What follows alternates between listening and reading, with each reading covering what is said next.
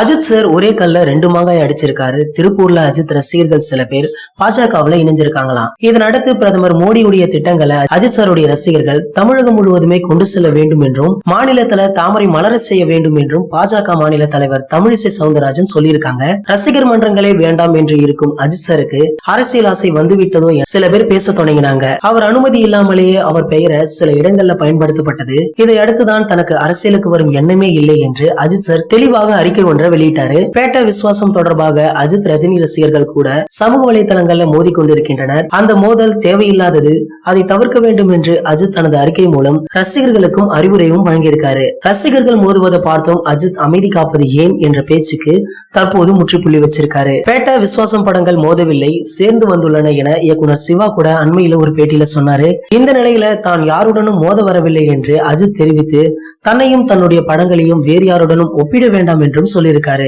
ரஜினி சார பெரிதும் மதிக்கக்கூடிய நபர் அஜித் சார் என்பது எல்லோருக்குமே தெரியும். ரஜினி சாருடைய பெயரை கெடுத்துவிட்டு பாஜக அடுத்ததாக அஜித் சாருக்கு குறி வச்சிருக்காங்களாம். இனி அவருக்கும் கெட்ட பெயர் வரும் என சமூக வலைதளங்கள்ல பேசப்பட்டு வருது.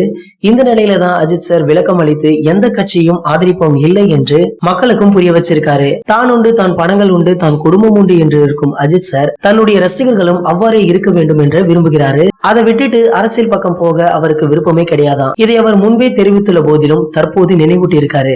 அஜித் சாருடைய இந்த செயலை கண்டு பல பேர் பிரமிப்பாகி இருக்காங்க. அதுல ஒருத்தவங்க தான் பிக் பாஸ் காமெடி நடிகை ஆர்த்தி. மேலும் தல அஜித் அண்ணா கெத்து எப்போதுமே அப்படின்னு சொல்லியிருக்காங்க. எழுத்தாளரும் காங்கிரஸ் கட்சியை சேர்ந்த ஜோதிமணி, ஒரு ஜனநாயக நாட்டுல நடிகர் உட்பட யாருக்கும் அரசியலுக்கு வருவதற்கான உரிமை இருக்கு. நடிப்பதை தாண்டி தனது சுயலாபத்திற்காகவும் அதிகாரத்திற்கு அணுக்கமாக இருப்பதற்காக மட்டுமே பல வருடங்களாக அரசியலை பல பேர் பயன்படுத்தினாங்க. இவங்க மத்தியில அஜித் சாருடைய இந்த தெளிவு ரொம்பவே மரியாதைக்குரியது அப்படின்னும், மேலும் தலை எப்போதுமே ஒரு தனி ரகம் அப்படின்னு சொல்லியிருக்காரு. அஜித் சார் வெளியிட்டுள்ள இந்த அறிக்கை பற்றிய உங்களின் கருத்துக்களை கீழே உள்ள கமெண்ட் செக்ஷன்ல கமெண்ட் பண்ணுங்க. இந்த வீடியோ உங்களுக்கு பிடிச்சிருந்தா லைக் பண்ணுங்க, ஷேர் பண்ணுங்க, மறக்காம நம்ம சேனலை சப்ஸ்கிரைப் பண்ணுங்க. மேலும் அப்டேட்டை மிஸ் பண்ணாம பார்க்க பக்கத்துல உள்ள பெல் பட்டனை கிளிக் பண்ணுங்க.